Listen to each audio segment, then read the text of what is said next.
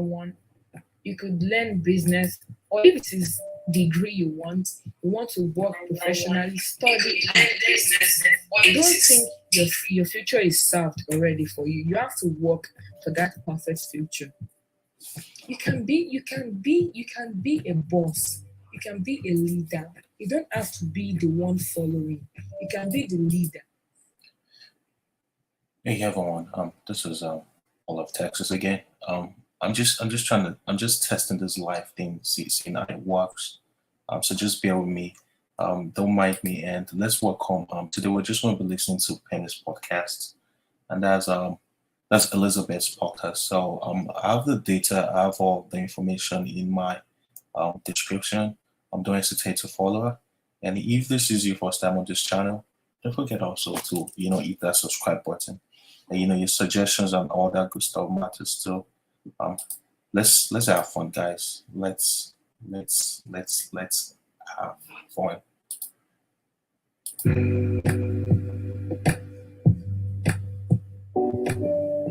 Hello, everyone. This is Penny's podcast. What's up? What's popping? How are you today?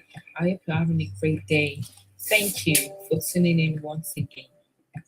Yes, so on today's episode, I'll be talking about the value, usefulness, and uselessness of a woman. Yes.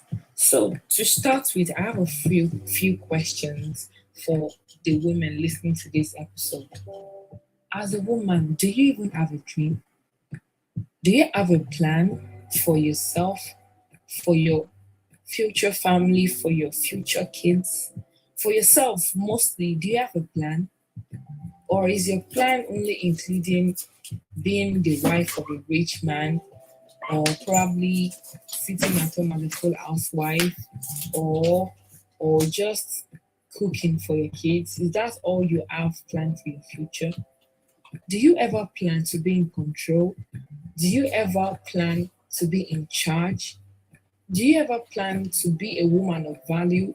Do you ever plan to increase your worth as a woman? If no, this is a wake up call for you to stand up today and be in charge, be in control. Men call some women gold diggers. Women call some men gold diggers. Everybody's a gold digger, to be honest. But as a woman, it is only a woman who has gold that men would want to take from. If you have nothing, men, they're going to drop you. That is 100%. You can't be a gold digger if you don't have. You can't attract gold diggers if you don't have gold. Yes. Do you have a purpose? Do you have a plan? Do you have how much? What do you worth as a woman? What is your value? What do you have to bring to the table? Men ask these questions. They'll be like, men provide you money, they provide everything. But you as a woman, what do you have to bring to the table? What do you want? What is your value?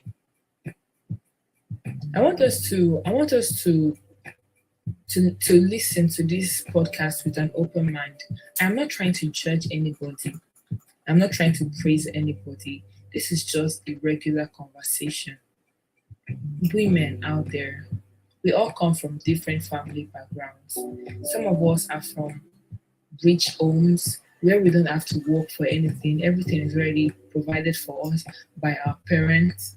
We have some of us who are from average homes where we get little support and just have to work for the remaining part ourselves. And we have some of us who have nothing.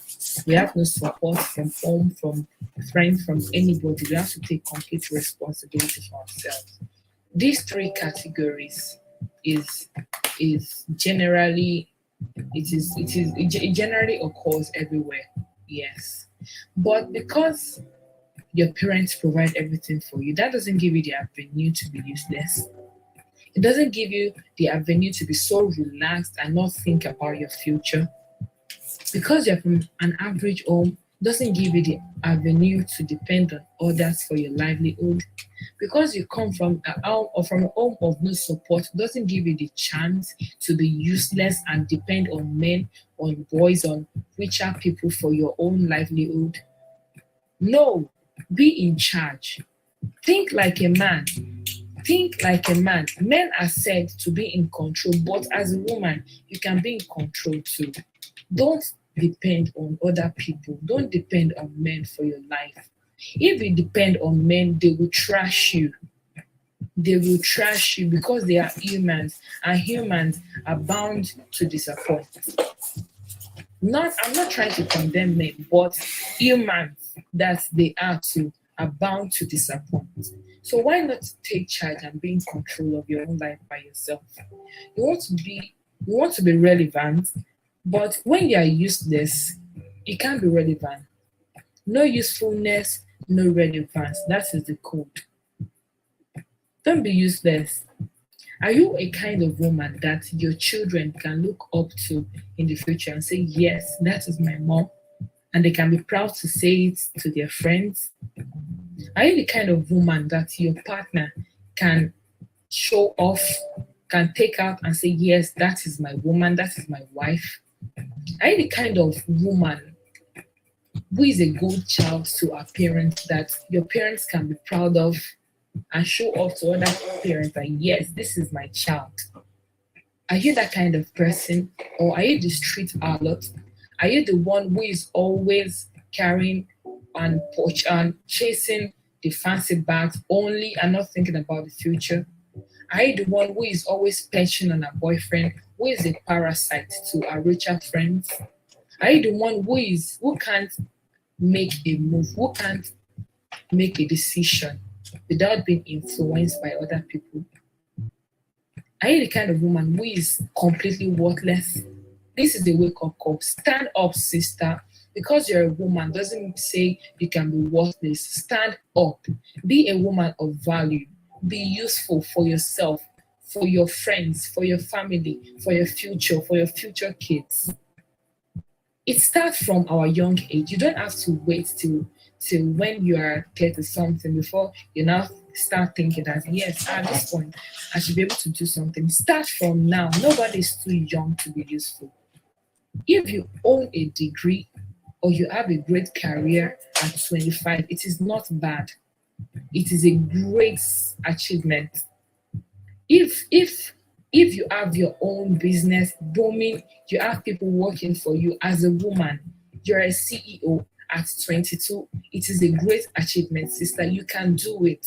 Don't just sit down and wait that, Mama, I'm going to become the boss's wife. I'll just sit at home, full housewife, no duties, just spending the boss's money. Don't think like that. This life is not easy, yet it is easy if you have sense. I am trying to share some sense to you now. Stand up, be in control, find something doing, get yourself busy. It might be something you can do naturally, maybe your handiwork. If you don't have that, learn from someone. You could learn business, or if it is degree you want to work professionally, study art. Don't think your future is served already for you. You have to work for that perfect future. You can be a boss. You can be a leader. You don't have to be the one following. You can be the leader. You can be the leader. You can have men working for you. You can have men begging for your attention. Sister, if you have nothing to do, nobody will find you. It's only Agbero and thugs that will follow you around. If you don't have something doing, see, the word is you are what you attract. If you are useless, you will attract useless people. If you're a woman of value, you will attract people of value. You can't be useless and expect a responsible and valuable man to come for you. No, it can't work that way. It can't happen. Be in charge. Be the kind of woman that when she enters into a place, people will know your presence for good. That people will point at you like this, I want to become as successful as this woman. That doesn't make you any less of a woman. It doesn't make you any less worthy of a mother or whatever it could be. Chase success. Don't be so relaxed. Don't depend on others. Be in charge. Be in charge of your life. Own your life. Be in control. Get your own money. If you have millions in your account and a guy gives you 100,000, it will be like chicken change to you.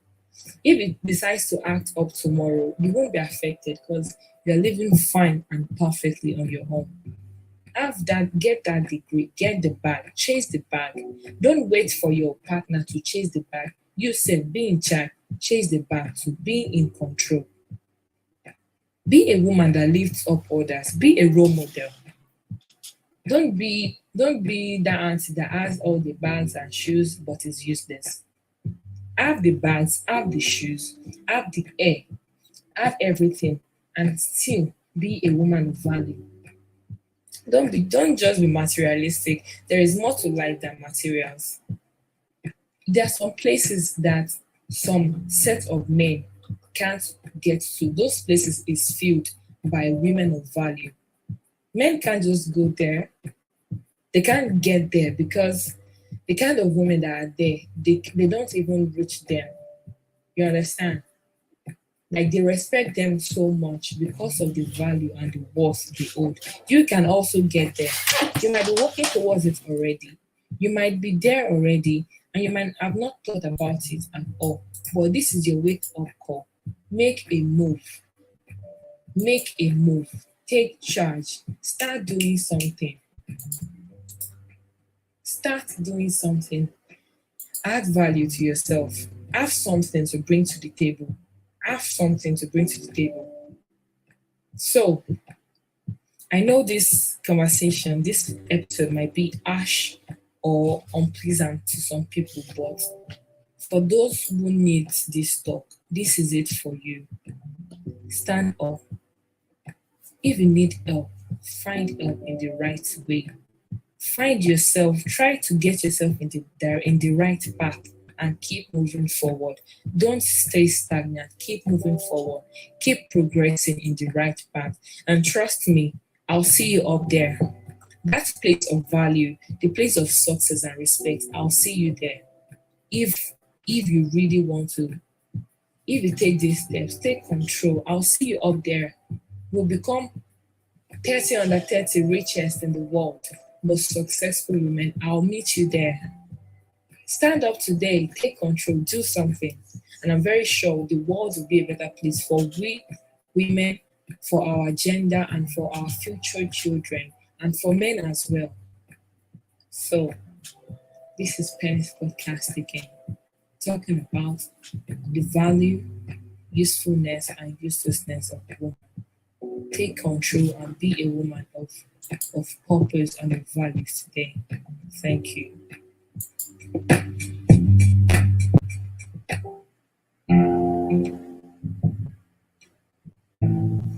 Hey everyone, this is Penny, and this is the third episode of Penny's podcast. Welcome. Yes, today's episode, the third episode, our topic is women tearing down each other and women supporting and empowering each other. I know this discussion is probably a heel hearing to some girls because that is what they do. That is what a lot of us do. But we choose to not own up to it, and it is bad. Okay, it is a different case when men tears down, saying wrong things about us. It is still expected. But when it comes to we women, we girls tearing down each other, talking bad about each other, competing, being jealous, being envious of each other, then it has gotten so rotten. Okay, let me give an illustration. When a girl goes to a party, probably a house party or some gathering, and she goes dolled up with makeup, that sexy dress, and with that hot hair, she's looking so beautiful. Then she gets there. Probably she went with her friends or her boyfriend or anyone she goes with. The first thing she would do is look around at the other girls she met there. try to compare ourselves with her. That is very, very, very childish on my part. You go there, start comparing, like, is she wearing bone straight? Is her hair more original than mine? Her dress, how much does it cost? How how does it fit her more? Does she look way beautiful than you? How perfect is her makeup? Is her eyebrow not straight and all of that? Doing all of that, you're already robbing yourself of the value and beauty you own as your own person. You're depriving yourself of that joy, of that peace of mind you should have. You went to that party to have fun, not to tear your fellow woman, whom you're supposed to be a wingman for, or a wing woman in this case. But you go there, you start comparing, you start getting envious, giving that bad attitude. It is wrong. Okay, I know it is. We human, we tend to want to be in charge, we tend to be craving being noticed and being relevant everywhere we go to. Yes, but relevance is not forced. Relevance, it is not forced. Trying to force it only makes it so condemned and rotten. I feel okay, what you should do as a woman, go there, dress up the best you can, wear that beautiful hair you have, wear that makeup perfectly, go there, see other girls, have fun, and go back to your house. You don't have to think of bringing down that other girl that looks better than you. She doesn't look better than you. She looks perfect in a way, just as much as you look perfect in a way. I'm very sure we see guys and girls, they don't even know each other's name, but they'll start calling themselves boss, bro, my guy, and they will talk for hours, talking about series of things, not caring if one of them is wearing a 1 million worth of Cuban chain or a very expensive shoe or any of that. No, but we women, that is what we do. Nobody is not guilty of that. Everybody's guilty of that. We all do that. We get so envious of our fellow women when we should be empowering ourselves. Do we even know the do we know the great result it brings when women empower each other, when we stand up for each other, when we put our hands together to do something for each other? Have you thought about that that great result? What one woman cannot do, if another woman assists her, she will do it and get times 100 results than she expects. That is the beauty of women empowering each other. And to stay relevant, like I said, it is not forced. The best you can do as a woman is become a force to be reckoned with based on your value creation chain. Everybody has their different potentials, and you're relevant at what you do best. Okay, for instance, there are ladies, I don't want to go there. I don't want to extend this episode than it should be. But my point is, women, girls out there, stop saying bad things about your friends. Bring them up, talk about them good. Working together brings better results. Tearing each other down makes us so rotten. It condemns us. Imagine a girl planning a rape for her other friend because probably she's way beautiful than her, or her friend is a virgin, or her friend is from a richer or her friend has the guy she's been eyeing and all of that. That is only making that's only making the world worse. It is even making us worse than anything that could. I don't even understand. Like, why would you want to bring down your fellow sister? Why? Jealousy? Is it because of that dress? Is it because of that hair? Is it because of that boy? Is it because of that makeup? Is it because of what? Let us stop this. Let us stop tearing each other down. Let us stop being jealous of each other. There are lots of girls that are besties, but deep down they hate each other. They want to. They're even planning probably to poison each other or anything like that. Let it stop. Even though you don't want to be friends with this girl, or you're not comfortable with what she has that you don't have, then break it off. Go your way, let her go her way. Instead of you pretending to be her friend and later tearing her down or saying rubbish about her to other people. Stop it. Boys do that too, but most times they don't do because they don't care. All they have to care about is talk about football, talk about girls, talk about music, and all of that. And they'll just chill and move away from there. But girls, no, they're always having problem with each other. Why? Why? This life is, are you a little now? This life is not difficult. Do your thing your way and move on. Don't hate your fellow sister. Don't badmouth your friend. Don't be a backstabber. Girls, women, I'm imploring you. Let that love and unity we have, let it grow more. Let us talk about boys. Let us talk about the new dress. Let's talk about the new shoes you will choose and all of that. The new makeup, the most expensive hair. Let's talk about our crush and everything. Let's stop talking bad about each other. Let us stop it. It is also part of the fight we're fighting. We can't just be fighting about things that is bringing us down when we ourselves we are parasitic to each other. Let's preach love. If you know this girl is giving you problems or is not making you happy, then leave her alone. You don't have to pretend to be your friend, to be a good friend to your friend, and at the end of the day, you actually hate her so much. Just let it go. Let it go. Live with love and peace. Yes, so this is the conclusion of today's episode, and I hope our love grows and we continue to empower each other and not get more jealous. This is Penny's podcast. Thank you.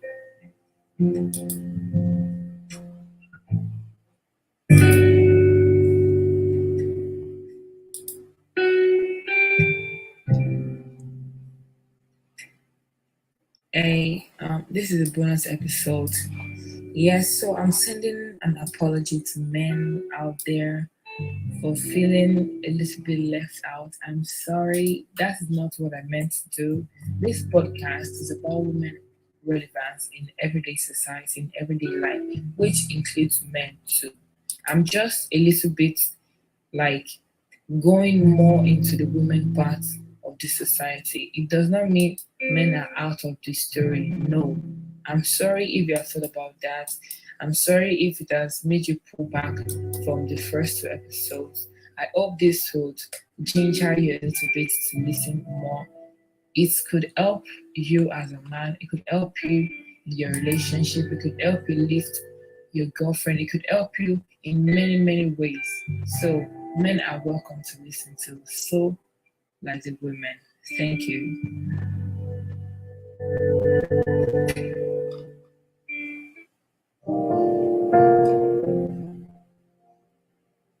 Hey everyone, good morning. It's a new day, and this is the second episode of Penny's podcast. Welcome once again. Yeah, I know the first episode was a little bit rough around the edges, but I promise to work on it and to make things better and easier for you to listen to. Yes, on our second episode today, we'll be talking about women, be it white or black women generally of different sizes and shapes. I know this is a very nerve-eating topic, and I hope to tend to it and explain things that we do not know or things we choose to be blind to and ignore today. Yes, women. Women, we're not just the other gender. We're not just the girlfriend. We're not just the person who stays in the kitchen. We're not just the one who stays at home and takes care of the kids.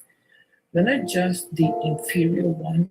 We're not just the submissive one. We're not just the other one. No, no. Women, we are tools of power, tools of things we cannot even imagine. We are greater than we seem. Now, it's a common thinking, a stereotype thinking at that women should be weaker. Women should not be as equal or as superior as men in our daily lives, at work, in the society, in the streets, in everywhere. It is wrong. And the only reason why I say we accept this is because we women too, we believe we are inferior. We do not even know the power we're holding. It is not, you do not understand. We are not just the other gender. We have the male gender and the female gender. We're not just the female gender. We are the gender. We are women. We are the female. It holds a lot of gravity than just title female or woman. No. But that is not my point today. I don't want to move away from my topic. I'm talking about women of shape and size. And when I talk about shapes and sizes, I'm talking about the slim, the skinny women, the fat women, the plus size, the medium size. No, we have different sizes, we all know that. One thing I want to talk about first is the diversity of sizes and shapes only shows the differences, physical differences in women. It does not define the person we are. No. Because you're fat doesn't make you any less sexier. It doesn't make you any less appealing. It doesn't make you any less beautiful. It doesn't make you any less of a woman. It doesn't make you any less relevant. No. Because you're skinny, because you're thin, doesn't make you any more ugly. It doesn't mean you're ugly.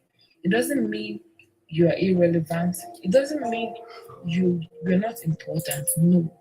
It means you are sexy in your own way. It means you are beautiful. It means a lot of things.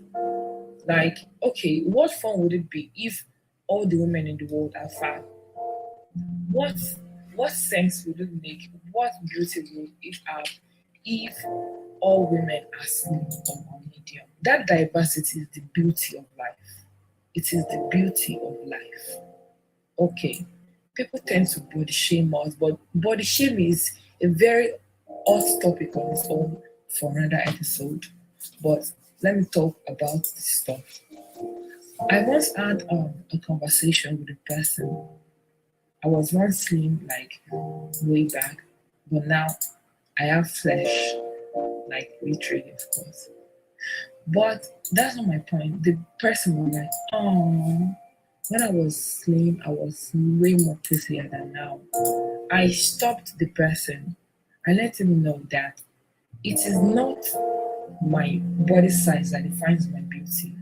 And one thing I want to say too, they say beauty lies in the eyes of the beholder. Yes, but the person who is said to be beautiful, if the person does not believe he or she is beautiful, then the builder is saying nonsense. We define our own beauty. If we say we are beautiful, if the world sees that we're ugly, then it is their stupidness. It is their mistake. When we believe we are beautiful, we are beautiful. When we believe we are ugly, nothing else can make us feel beautiful. We have the power to our own feelings. We have the key to our own feelings.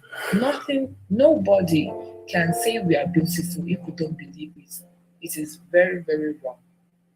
So, in telling me that I was way more prettier when I was slimmer, that means indirectly he's saying I am less beautiful now because I've gotten bigger.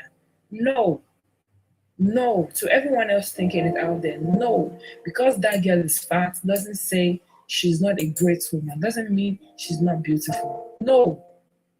Okay, there is a common problem that we girls have. You're like, I have, my boobs are small, my ass is small, and all of that. And they start feeling depressed, they start going back into the shell. They don't associate with people. They start feeling depressed and sad and all of that. No, no, no, no, no, no. Those are just physical attributes. Though it matters, it matters. But I feel everyone should be comfortable in their own skin, no matter how they think you look. The way you think you look is the most important thing. Women of different sizes and shapes. You could be fat and tall, you could be slim and short, you could be medium size and you be a midget, not too tall, not too short. That is the beauty in it. That is the beauty in it. It is not a bad thing to be fat. It is not a bad thing to be slim. I need us all to start to accept ourselves, feel the love, from within, not from the outside. Feel the love from within. Love yourself first. Then everyone else can love you. Be comfortable in your own skin, in your own size, in your own body. Then I feel this is the next step. This is the first step that leads to the next step in self-love, self-appreciation, self-respect, self-esteem, self every good thing that comes with being in love with yourself. That is the first step. Appreciate your body. Know it only makes you more pretty, more beautiful in your own way. Don't listen to what others say. Do not listen to what others say. They will always have something that will rile you up. They will always have something to say. It depends on you to listen and put it to mind. But I am urging you all today. This is not a preaching, this is a podcast, but it is also a conversation. I am urging you, I am telling you today, my fellow women, black or white, slim or fat, tall or short, or midget, fair or dark, however you might look, it only makes you more beautiful. Believe you're beautiful, and everything around you will seem more beautiful automatically. Trust me.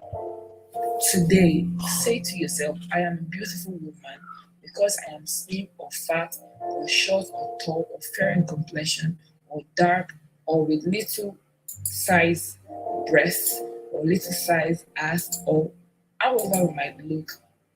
Say it and believe it. Then I believe we are one step ahead in this journey. And I hope this like little speech of mine I hope this podcast, this episode has dropped that in thinking in us that we are beautiful humans as a woman, as a Nigerian woman, as an African woman, as a black woman, as a white woman, as a slim woman, as a fat woman, as a business woman, as an athletic woman, as a regular woman, as a woman. We are powerful. We are not just the other gender. We are powerful. We are powerful. We are beautiful. We are not just the other gender. I keep on saying that. We are not just the weaker gender. We are not the weaker gender. We are great. We are great. Like, there is a lot of, like, way much lot of gifts and beautiful things that come to be with a woman. But it cannot come to us if we do not believe. Say to yourself, I am a great woman today. I am a great woman. So, this will be the conclusion of today's episode, the second episode, talking about women of different sizes and shapes. And I'll see you next time. Thank you.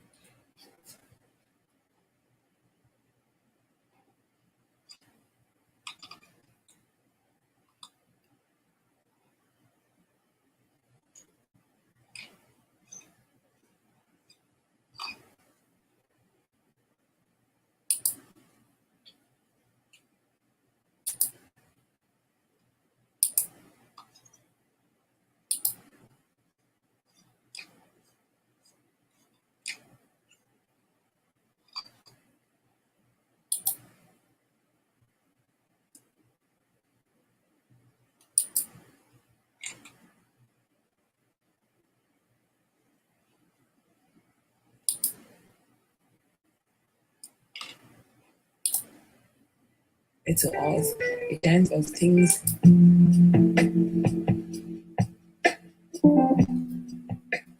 Hey everyone, this is Penny, and this is the first episode of Penny's podcast.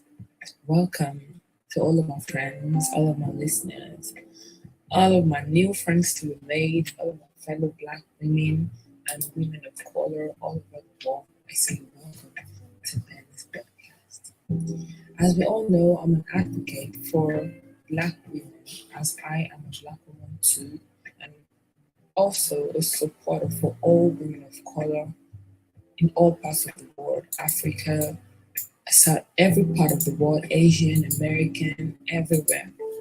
And this podcast is, I feel it's like a home or a place of safe haven for us all to be able to relate about things we go through on a daily basis as a Black woman, our experiences, the kind of people we meet, the kind of things that are said to us, the kinds of things we do, the kind of ways people relate with us because of the person we are, because of the gender we are, and because of the color of our skin.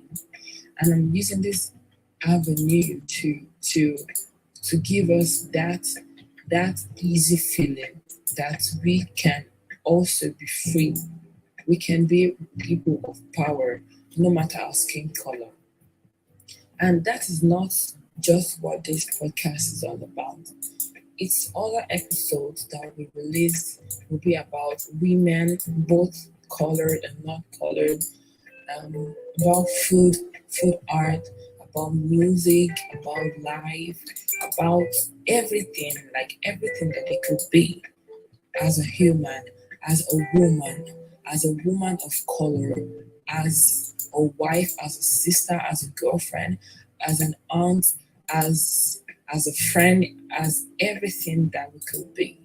So this is just the trailer of Penny's podcast, and I hope you'll look forward to way more interesting episodes where we can be free to discuss all about things you want. You can send in your topics that you need us to talk about. So I say thank you, and right now I have to go. Peace out.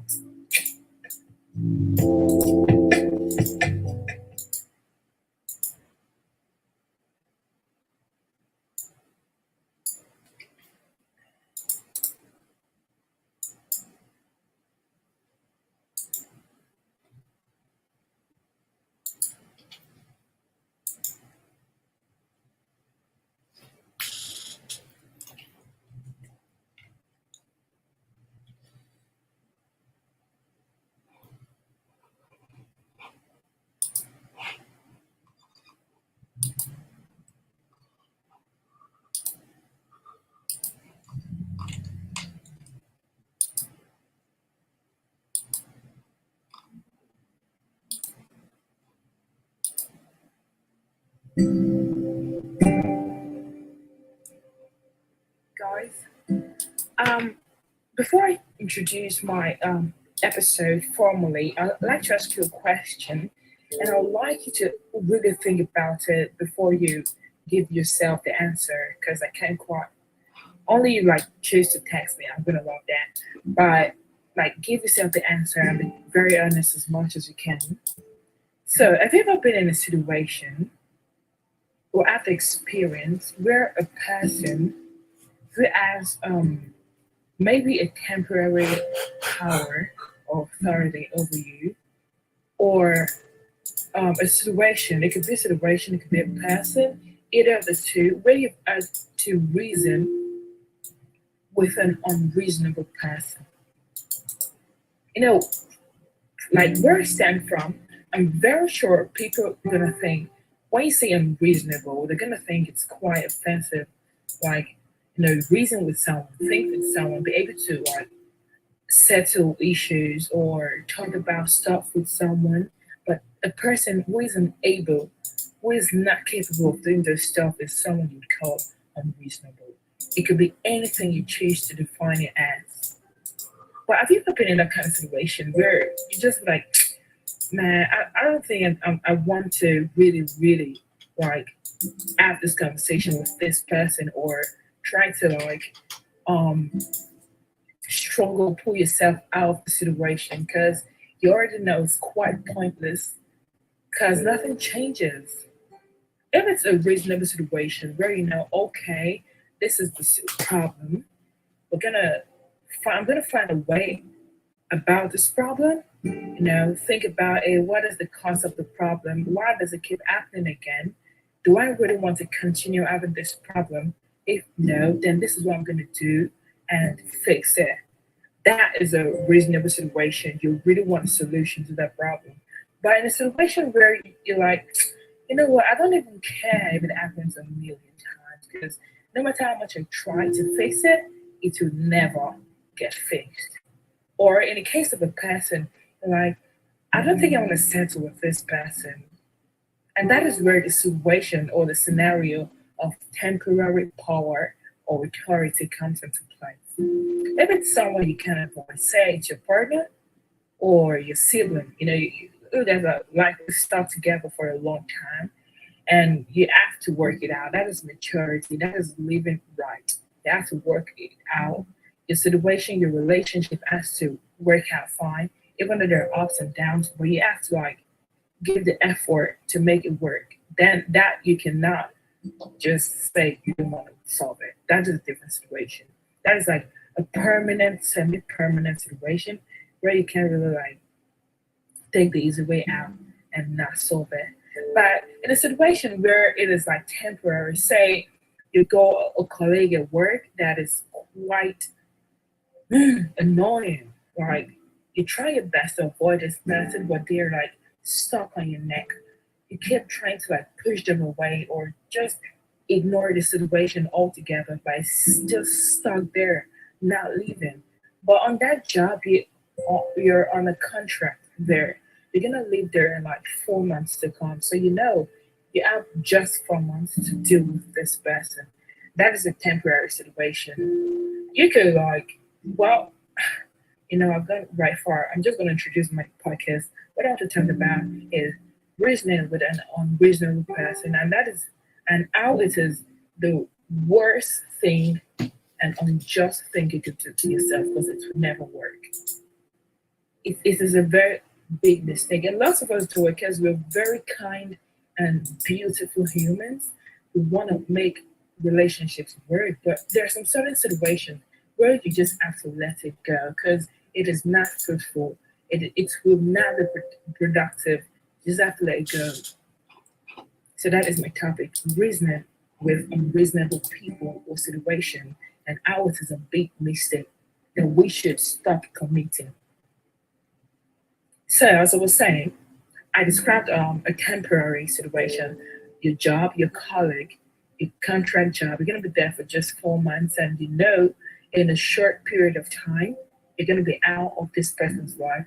You're not going to have to deal with this person. So, you just know you have to endure for 4 months. But what about a person, say your partner? A job and a partner with a person is quite different. It is very different. If you have an unreasonable partner, I'm deeply, deeply sorry for you because there's absolutely nothing you can do to fix that relationship. I might have not so much experience in relationship, but I know how it is to deal with an unreasonable person. And it is quite unlucky. If your partner is unreasonable, you probably didn't even find out before you guys got involved with each other. You were just, you fell in love, stuff happened. They've been together for 2 years, and then 2 years in, you realize your partner is very unreasonable. They want to fight you about everything. They do not want to come to an understanding where they're gonna have to come down off their horses to make a connection, to make an understanding, an agreement with you, to make a situation work. They always want to be staying on their high horses and want you to like pull yourself up to their level because they never want to come down. That is a quality of an unreasonable person.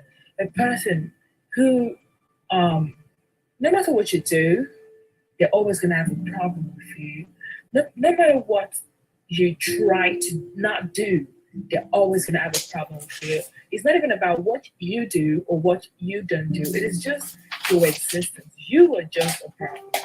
Even when you are not the problem, they are the problem. And most of the time, it is not even, they are not even conscious of their situation, of how they are. They're not.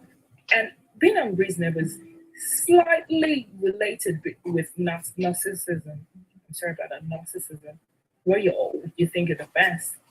I mean, the best people, and they don't even know they're the best until people tell them. But then when you're like so full of yourself, you're arrogant, you're proud, you're a narcissist, you tend to be very much quite unreasonable because you're always going to think you're the best and you can never make a mistake. And you, beautiful person, who is in a relation, could be friendship, could be a romantic relationship with this unreasonable person, you would want to try to fix them. That is a mistake we all do. You cannot fix anybody. People fix themselves. You can only fix yourself because you are in control of what you do, what you think, and how you react.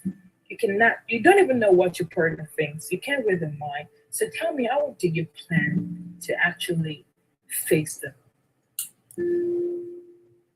So, okay, 2 years in, you realize, oh my God, I've made the worst mistake of my life. We've had so many fights over the years, and it's still the same problem. You know, when some of the signs that's going to let you know a situation is quite unreasonable is when it keeps repeating itself despite all of the efforts, all of the choices of solutions you've applied to the situation. It keeps coming back, but it's still the same conflict, the same problem, the same issues, and you have approached it in different ways that should have solved it even from the first step, from the first time it happened. Your first solution should have solved it, but it kept coming back over and over again. That is unreasonable. And it depends on who you are, how you're going to handle that kind of situation. Me, hi.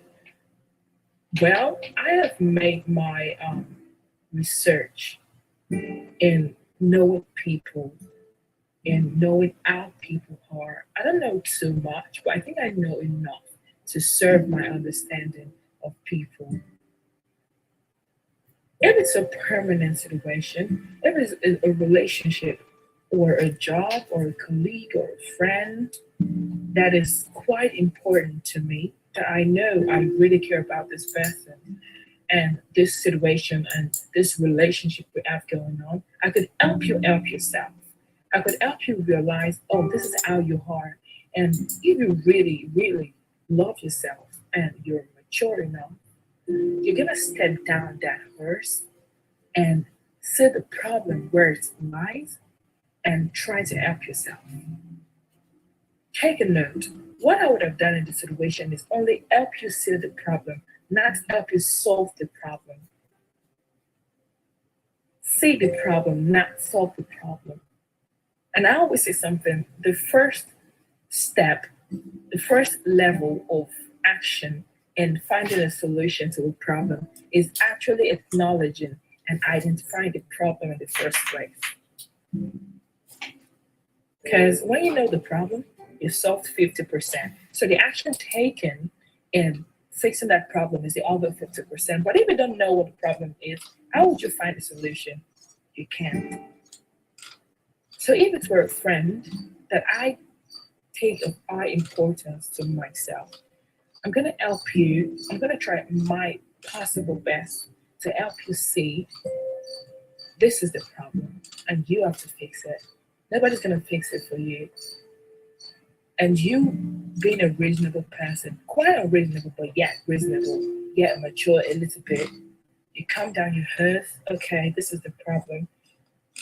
Okay, you've done your part. Then I'm going to invest in knowing more about this problem and solving it. Then we can be good again. But when it's a person with of no importance to me, no matter how careful we try to be, some people are quite very much unimportant in your life, but you just like tend to keep them for the number, for the relation, and for whatever you may think you're getting from them. But some people are quite unimportant, and you just know them. They're not a part of the journey. You just know them. If it's someone like that, or someone who has only a temporary power or authority over me, and I've tried the first time, like, the first time you have a problem with something or someone, you're gonna like want to know what the problem is. Then I've tried the first time to know, okay, what is your problem? What is the problem? Then I analyze it. I try to like prefer a solution. For the first time, it didn't work. Then it happened again. Then it happened the third time. That is me giving chances over there. It happens the third time, and I realize this is not going to change. That is where the button, the green light of unreasonability comes on. It marks green that, yes, this is a case of being unreasonable. I would simply keep quiet and endure and ignore until the storm is over, since it's quite temporary. Takes a job. I've got a colleague with this desk is right next to me, and they are so rude, so annoying, so frustrating, and makes me so much uncomfortable. And I know I'm going to be on the job for only 4 months. Why do I have to give a reaction to that when I know whatever I do, whatever I say, whatever I don't say or do does not change the person, and the situation is going to remain the same? Why should I waste my effort doing all of that? I might as well just shut up and, it's not as easy as it's said. Our body's going to react. We're going to get mad. We're going to get angry. We're going to want to give a reaction. That is very much understandable. But where the quality control you have of your feelings of yourself comes into play is where you're able to acknowledge these feelings that come to you. This feeling of frustration, of anger, of wanting to have a reaction to the situation, where you're able to control it, keep it in check, and still ignore the person. That is where it comes into play. I am going to try my best, despite the fact that I could be angry. I want to say something to the person. I'm just going to ignore it because I know it's only for a short period of time. In 4 months, you're going to be out of this situation, and this person is still going to remain the way they are, despite me leaving or not.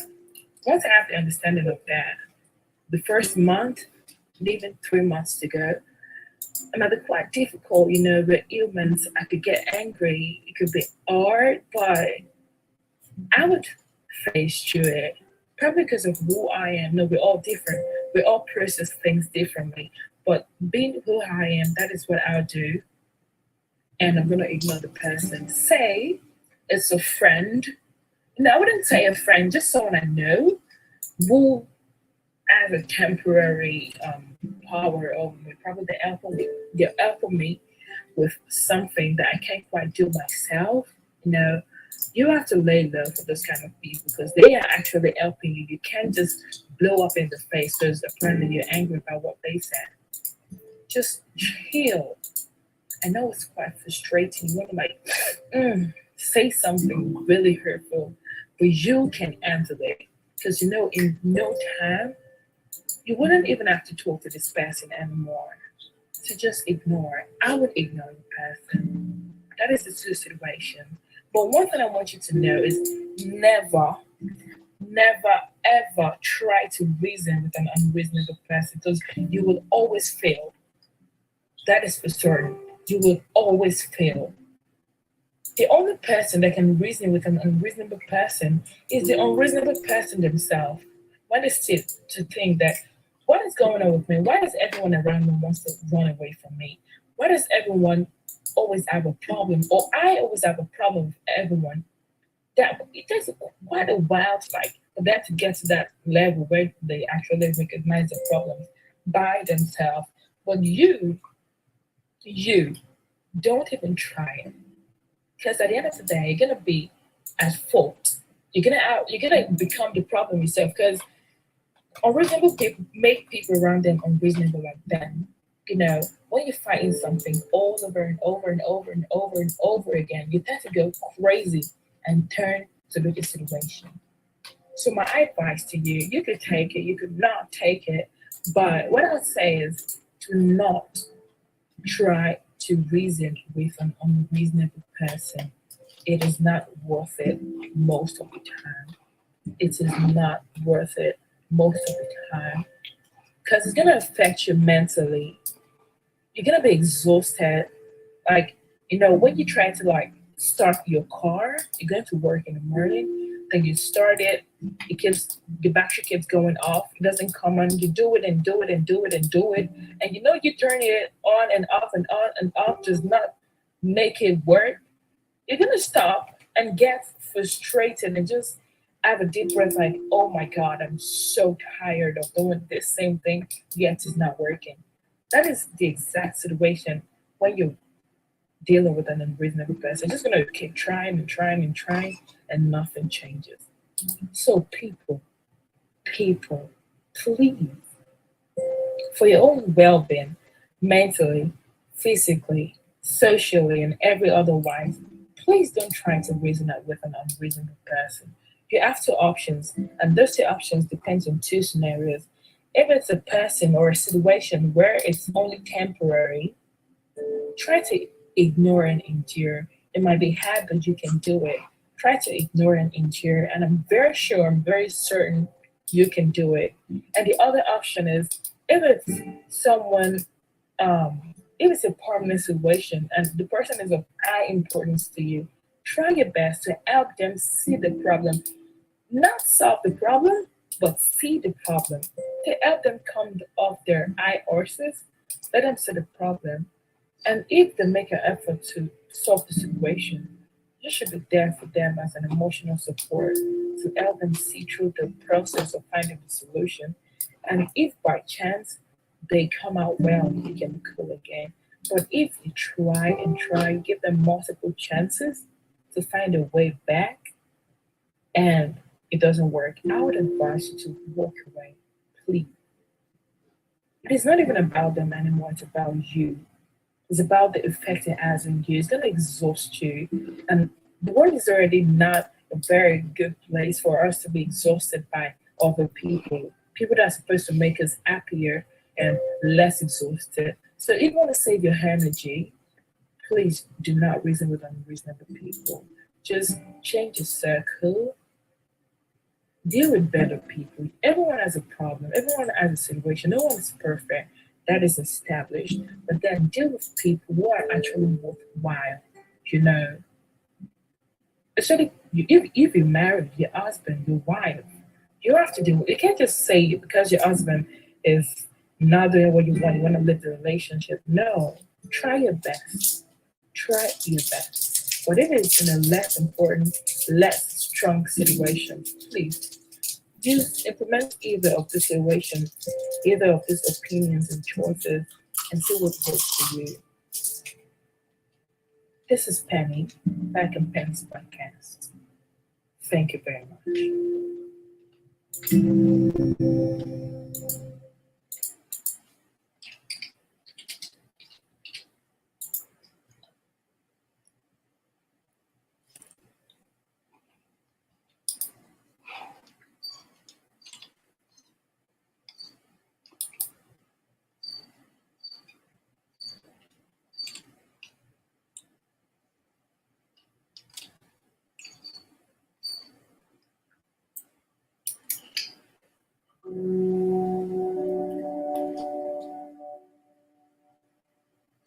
Hey guys, hey, how are you? How's the day going for you? Or how's the night going for you? Anytime you are, how are you doing? Welcome back to listen to your new episode from your favorite podcast girl, Penny's podcast. Welcome.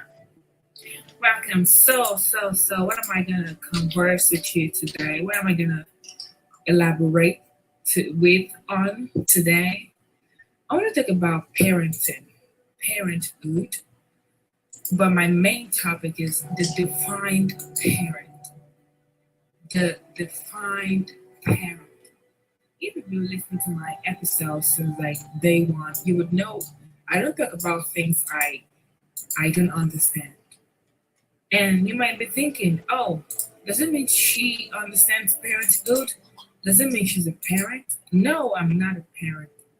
I am a young girl, a young African Black queen, Elizabeth, Penny, Opeyemi, Ololade. Those are my names. That is who I am. I am a young girl growing. But do you know that parenting or parenthood has two sides? We have the giving end and the receiving end, and it is cyclic. It works in a circular motion. It goes and it comes, goes and it comes. But let me explain these two sides that we have: the giving end and the receiving end. The giving side and the receiving side. The giving side, it's it's about the parents, the actual guardians, the man and the woman, the daddy and the mommy, or either it could be daddy and daddy, mommy and mommy, anything, whoever stands as a parent figure for you. That is the giving end. They impact on the children. They give the knowledge, the support, the care, everything the parent does, they give it. And the receiving hand is the children. They receive all that is given from the parent. They receive the care, the love, the support, everything. Now, the reason why I say cyclic is this.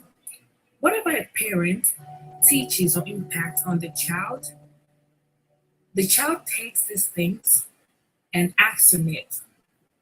They live their lives based on this, and their action in turn reflects back on the parent.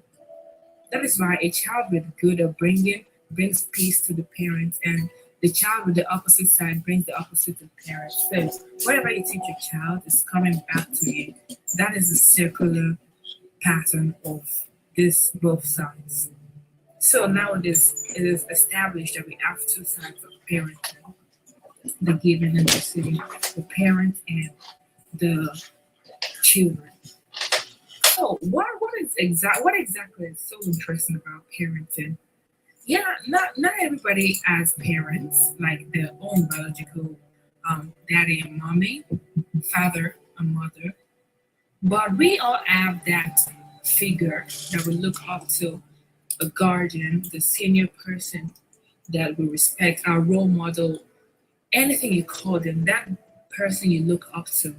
That could be a parent, it could be your guardian, it could be your foster parents, your biological parents, your uncle, your aunt, your professor, it could be anybody. You know, that person you hold in high esteem in your life, that is your parent. But I this podcast, I am based on diversity. That is what I sit on. That is what I'm about. The difference in culture, in food, in people, in personality, the diversity. That is the salt of life. That is what makes this life so sweet and interesting. So this diversity also reflects on parenting. We come from different parts of the world, from Europe, from North America, from Central America, from Africa, from Asia, from wherever, all over the globe. We come from different places and we have different things that we do, different approach to life that we practice, different personalities, different persons. The persons we are, the persons we show, the actions we take is different individually. So is parenting. Let me just go straight in. Y'all should please permit me to go a bit personal on this episode. My parents, I love my parents, both my dad and my mom.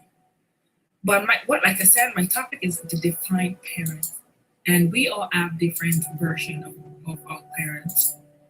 So I have my dad and my mom. In my life, My dad's presence is not finely defined, but my mom is. I love my dad. He's been there for me. He's been helping with a lot of things, but my most defined parent is my mom. The defined that adjective that comes with the parent, it could mean anything. By being defined to me, I mean presence, impact. It could mean finance for you. It could mean love for you. Your definition of a defined parent differs. It is different.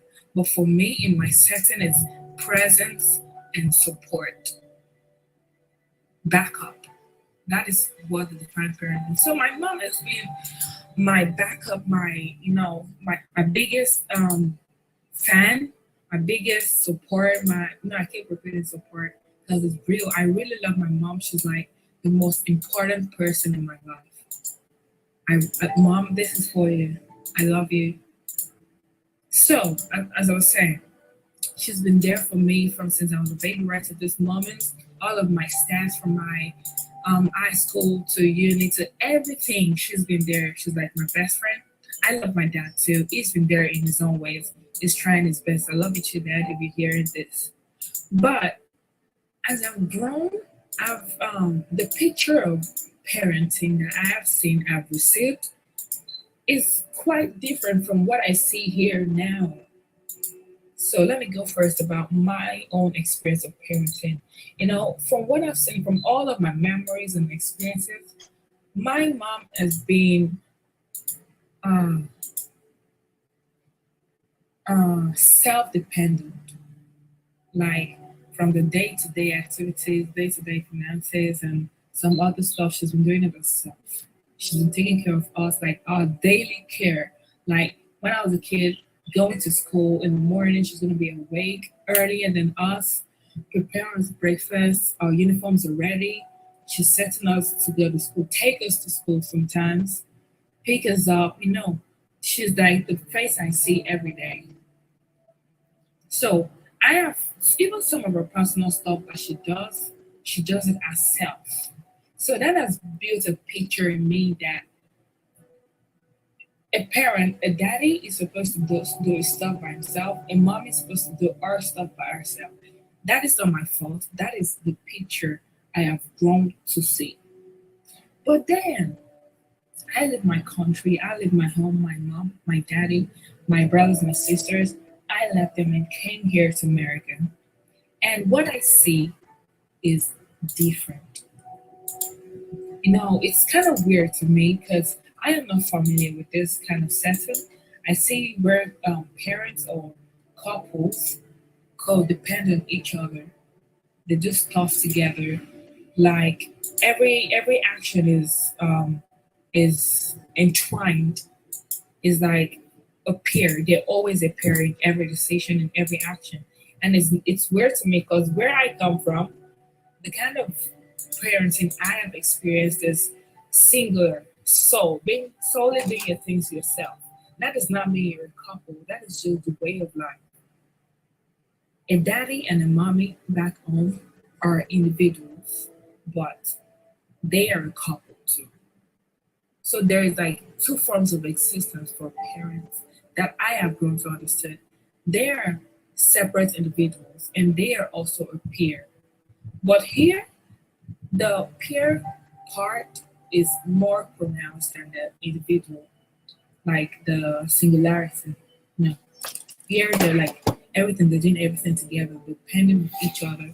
The mom is depending on the daddy is depending on the mommy. So it's kind of weird to me when I see mommies depending heavily on their dad, on the daddies, and it is just regular, like I'm not even talking about money or anything. It's not even about the financial part. It's just the everyday life. Like, how can I describe it?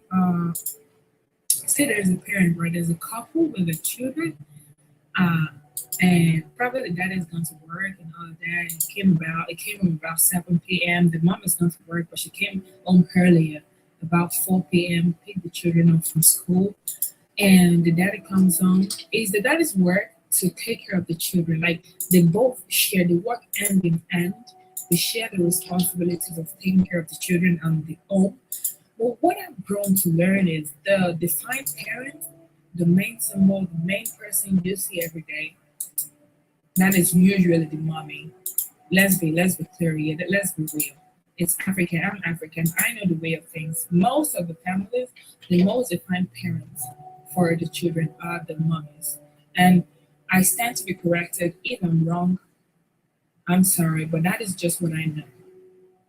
The most defined parent in most families back home is the mom. So, in that kind of setting, that example, the mom comes out of 5 in the African setting in what I know, the 7. The mommy comes back home at 4, the daddy gets back at 7. But the mom still has to take care of the kids, has to cook, has to take care of everybody before taking care of herself. That's what I understood. No shared responsibility. You do your part, I do my part. That is it. But what is my point? What is the point of all that I'm talking about? Our understanding of things is shaped by our experience of these things. If I bring maybe an American or European, someone different from that has a different background from what I have to assess a family, our results is going to be different. What is right to me, what I see right in that family might be wrong from the other person's view, and what it says is right might be wrong on my view. We are all different. And I just want to say, everyone, this moment, take this moment, think about that symbol of parent you have. It could be your daddy and mommy, it could be your daddy or mommy, it could be your uncle, your guardian, your aunt, your friend, your professor, your teacher, anybody. Take this moment to appreciate them in your heart. Think about it, appreciate, think about all the things they've done for you. Their presence, their support, their care, their love for you, and just say thank you. Consciously say thank you when you see them. If you're with them right now, listen to this. Give them a tight hug and say thank you for your presence. Thank you for being this figure that I so much value. If you have your dad and your mom together and they are both a pair of definition of a defined parent for you, you are so blessed. You're so lucky. Give them a hug. Say thank you. Thank you, mom. Thank you, dad. Thank you for all that you've done and all that you still going to do for me. I appreciate you and I love you. If you have just your dad taking care of you, probably for any reason, I don't know what could have happened, but you have only your dad as your defined parent, give him a tight hug. Say, Daddy, I love you. If it's your mom that has been there for you, having your back, supporting you, just the presence alone, just our living, existing in your life alone is enough to say thank you for. Give her a hug right now. Call her on the phone. Say, Mom, I love you for all that you've been doing for me and for all that you haven't even done, but I still appreciate your presence in my life for having my back. If you have neither of your mom or your dad, you have your uncle, your aunt, your friend, anybody else who is not your biological parent, call that person. Say thank you. Appreciate them because we are humans, and part of humanity, like I've always said, is needing other humans. We are always going to need that bigger person to support us, to protect us from the world and from ourselves, to embrace us. Call that person. Say thank you. If you probably you're not fitting in these categories, you don't have these categories of people I've listed, but you have like foster parents, your adopted parents, any setting, just take a breath. Think about everything that this person has not done and all that they have done. and say thank you, because it's not really by what they do sometimes, it's about their presence, their action. What they do, yes, is important, but their presence, mind to ask for help, that you know is going to have your back, support you, embrace you, no matter what. That person, that ability for them to stay on your mind and be your first option should be appreciated. Say thank you to them. To your best friend that is having your back, that feels the roles of this parenthood, say thank you to them. Say, Mom, I love you. Dad, I love you. Please do that. You don't have to do it if you don't want to, but I feel it would be nice to do, appreciate yourself and the people around you. So, to conclude all that I've been saying, appreciate that person, that figure, and this should give you an insight and exposure to know that sometimes when people think about something or act towards something in a different approach that is different to what you think is right, do not rule them wrong. Because in this life, there is no right or wrong way to do life. You just have to do life any way you see fit. People's mentalities is shaped by their experience. And they say experience is the best teacher. What you've seen, what you've grown on, what you've grown with, what you've grown in shapes who you really are. So when there is a situation and somebody assesses it in a way that is strange and weird and different to you, don't rule them out as wrong. That is just what they think. And they deserve to own their own opinion as much as you do. Now, testing both sides of parenting, the way I've known it and the way I am learning to know it now, it has made me richer in knowledge in this aspect. So you to try to say, study people, study new cultures, explore life. You're gonna be rich intellectually. Your intellectual property is going to be increased, and you will be proud of yourself. That is what is called investing in you, in yourself. So, guys, my lovers, my friends, my brothers, my sisters, my daddies and mamas, uncles and aunts, wherever you are, I love you. You listening to my episode is being there for me, being someone I can look up to. So I am taking this moment to say thank you. I appreciate every listen, every time you click on my episode. It makes me feel good. It makes me feel seen and appreciated and wanted. So I am saying thank you very much. Thank you. And I love you. Bye.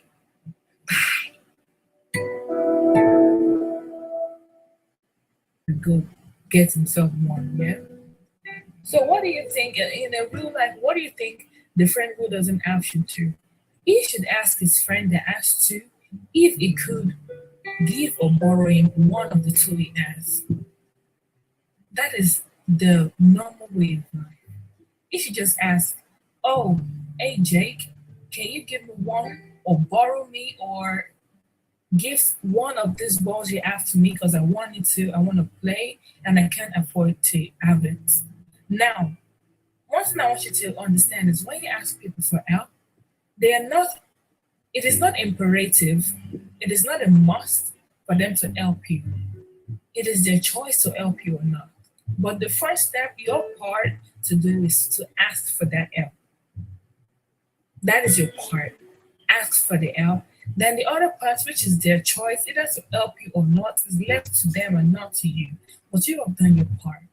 Now, if the boy if he asked Jake to give him one of his balls, and Jake, being a very good person, gave his friend the ball, the situation has been settled. They both have balls, they both having fun. The situation has been settled.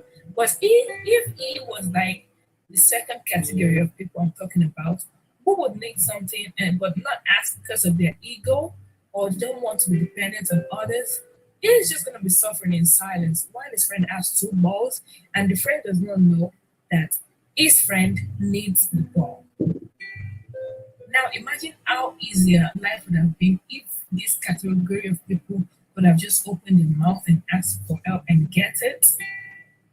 That's the second group of people. Now moving on to the third group of people. These ones, they are the funniest ones. They need help. Yes, it's very obvious. Everybody needs help. That doesn't make you weak again. I must keep saying this. Asking for help does not make you weak. No, doesn't mean you can't handle it yourself. It only means you could only do it better with somebody's assistance. That is what it means. So this third group of people, yeah, what they do is they need help. There are people around them that can help them. But instead of them saying, "Oh, I need help," they're gonna be leaving signs, unspoken signs, transparent signs that you can't even see.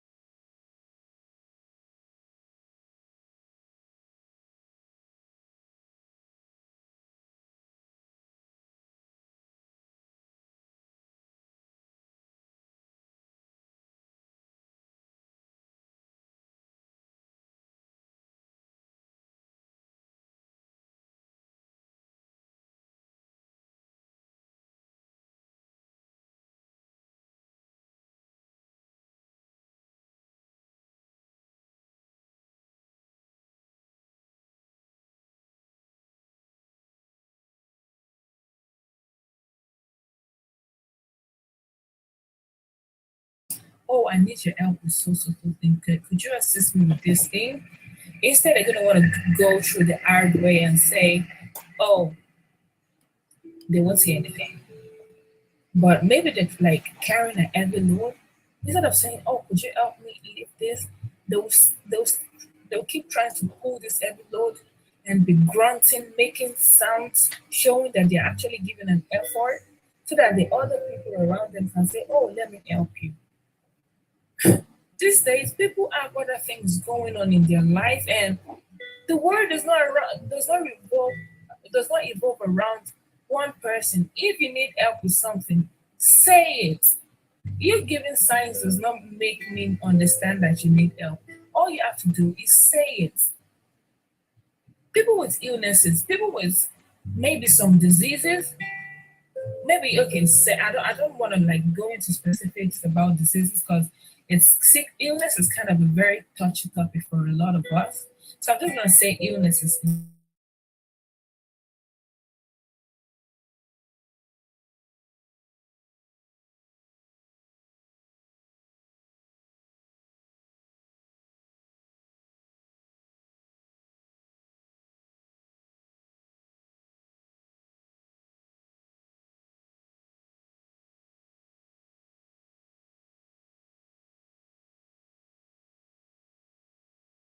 Go to your doctor, explain your situation, ask for help. How would your doctor know you have illnesses when you don't even talk about it? Is he a wizard to see into your body and say, oh, this person has so in their body, which is making them sick? No, they can't. Or you have to open your mouth and ask for help. If you have financial problems, you never can tell. You may have someone who is ready to bless you right by your side, but how would that person know you need money? You need financial help when you won't even say it. You wouldn't know. People have other stuff to take care of too. They can't be watching for clues to see if you need help or not. What you have to do is open your mouth and say, I need help. It does not make you weak. It only makes things get better. Ask for help when you need it. Open your mouth. There are people ready to help you. And if you ask for help from people and they say, I can help you, you move on to the next. There are people out there, there are good people out there ready to give you everything they can to help you in every way they can to make sure you're all right. But what do you have to do? What part do you have to play? Just ask. Ask and it shall be given unto you. Open your mouth and say, this is what I need, and it is done. Period. Don't go through this other corny ways of giving signs and clues or trying to act strong on your own. You can do it. You can. Yes, you can. You can have the capacity to take care of yourself. But that can happen all the time. Everybody always need help at some point. This is not even about the rich and the poor, the elderly and the sick. No, it is just humans. We always need help.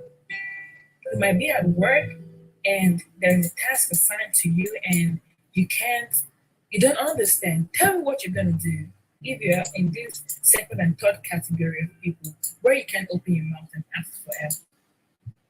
Tell me what you're going to do. Are you going to keep trying to work around this hard task that you don't understand instead of you going to the other people who know about it and ask for help?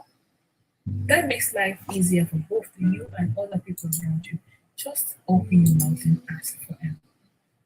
Nobody can see through you. Nobody can read your mind and see what you want. No. Open your mouth and ask for help. This is real life. This is real life. What I've just talked about, it happens in every setting, every situation, in church, in school, at work, at home, in the gym, between friends, between parents and children, between siblings, between enemies, everywhere humans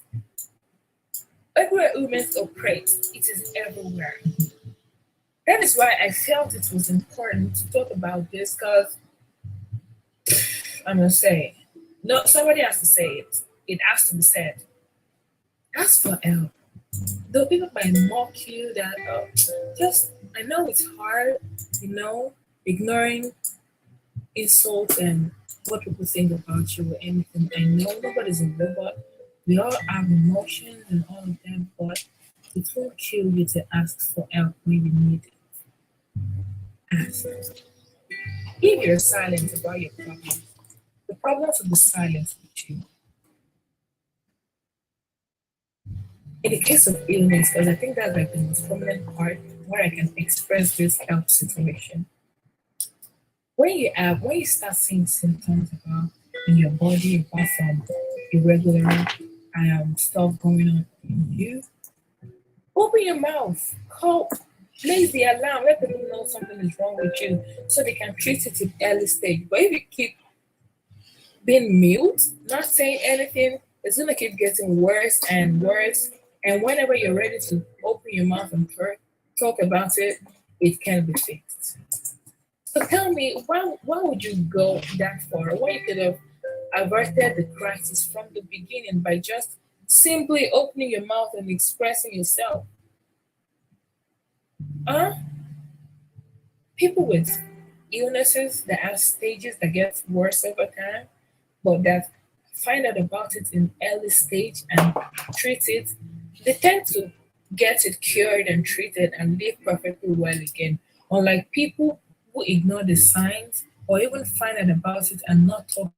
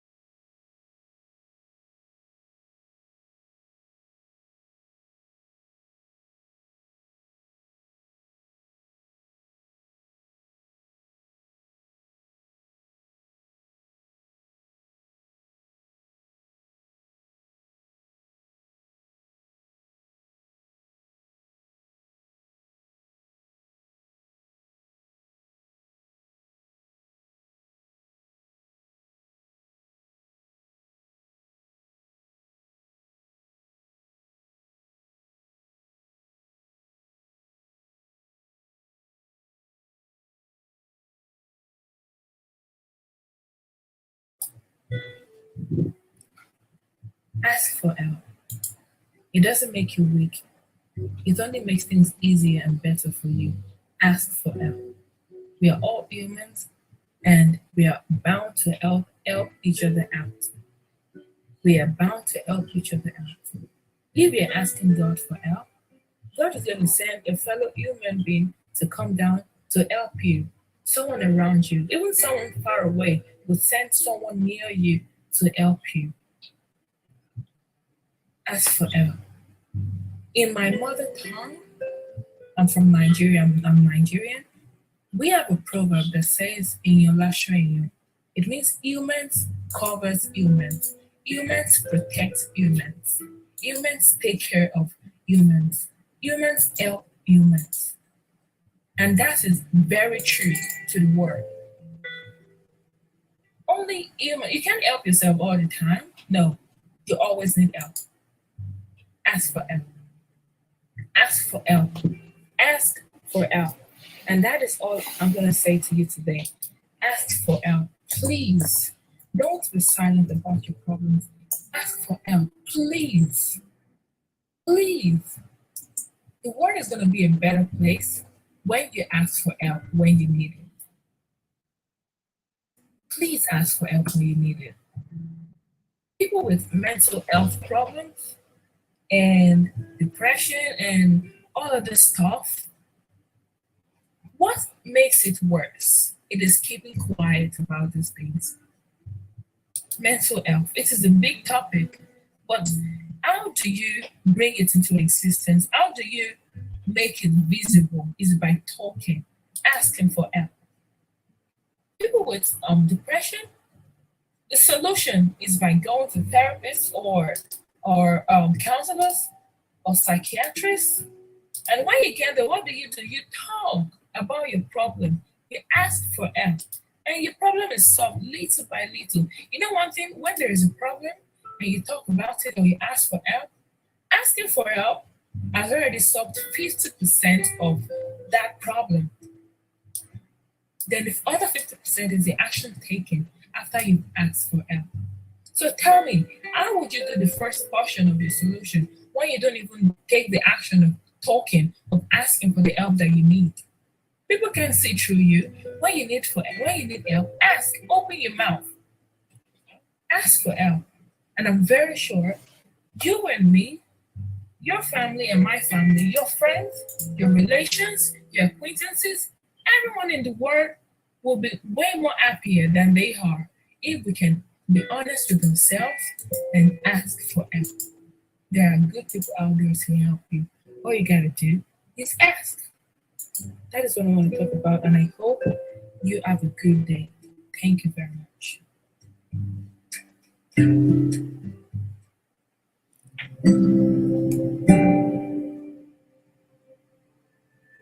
Hey everyone, it's your girl Penny, and I'm here again with a new episode. This is special to me because it is my first recording that I did spontaneously. Like I just got the topic dropped in my mind and I recorded immediately. So this is straight from my heart, and I hope you are able to feel what I feel. You're able to relate to this that I'm about to say. So let's get on straight with it. What am I going to talk about? Happiness. Happiness. Happiness is being happy. Happiness.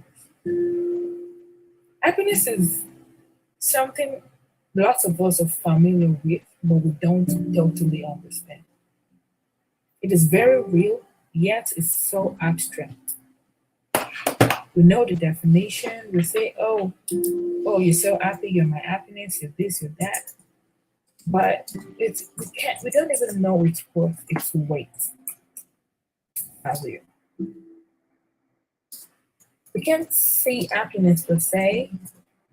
We can't hold it. We can't touch it, but we can feel it. Happiness. Study has shown that unhappiness, which is the direct opposite of happiness, can be easily inherited from one's parents. Unhappiness can be generational. Your grandparents could be unhappy, your parents could be unhappy, and it's so easy for you to fit into that transition, to that process, and be unhappy yourself too. But what about happiness?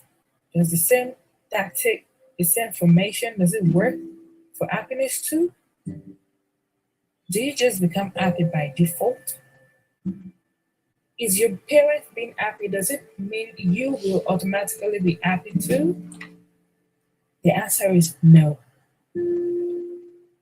Happiness. It is a battle, a journey that each person walks on or fights for by themselves. It is an individual thing. It is unique to each person. There are lots of symbols of happiness. What makes me happy might not make you happy. That is the uniqueness of happiness to each individual. Just as everybody has different fingerprints, we all have different symbols of happiness. And happiness is quite different from being elated, being joyful, being giddy. Those are short term. But happiness is a long term, deep feeling of peace, of tranquility, of love, loving yourself, of trusting yourself, being happy, being at peace, being at ease. That is happiness. It is not short term. It is as long as you want it to stay. Happiness. Well, there is a mistake we all make in this generation, even generations before ours, and even generations to come. We think other people can give us happiness. That is a big, blatant lie. It is not possible If you can make yourself happy, nobody, I repeat, nobody can make you happy. If you can go through the journey of seeking happiness for yourself, nobody can go on that journey for you. No, all man for himself. That truth is the road of happiness. You don't want to walk the walk. You're not going to get a gift. And what is the gift? It's happiness. Happiness. What makes it so tough for us is the fact that we naturally already have unhappiness in us. Everybody has a certain degree of unhappiness in them. And one thing I also learned in the study I saw was happiness and unhappiness, they're not opposites. You understand? Okay, let me state an instance. Say there is 50-50, right? Makes it 100%, makes it whole. You're 50% unhappy, 50% happy. If you become more happy, you become happier, and your degree or percentage of happiness rises to 80, that doesn't mean your level of unhappiness comes down to 20. No. You can be 100% unhappy and yet 100% happy. That is just what's crazy about this whole thing. Because you're unhappy doesn't mean you can't be happy. And just because you're happy does not mean you can't be unhappy. It is like it follows each other. It is buy one get one free. You already have unhappiness. Happiness can come with it if you can work with it. What am I saying? What is she ranting about happiness? What is going on? I'm so happy. Nobody needs to hear what she's saying. Let me tell you what I'm trying to say. My point is, you, only you, sir, man, girl, boy, whoever you are, you, I'm talking to you, yes, you. Only you can make you happy. Only you.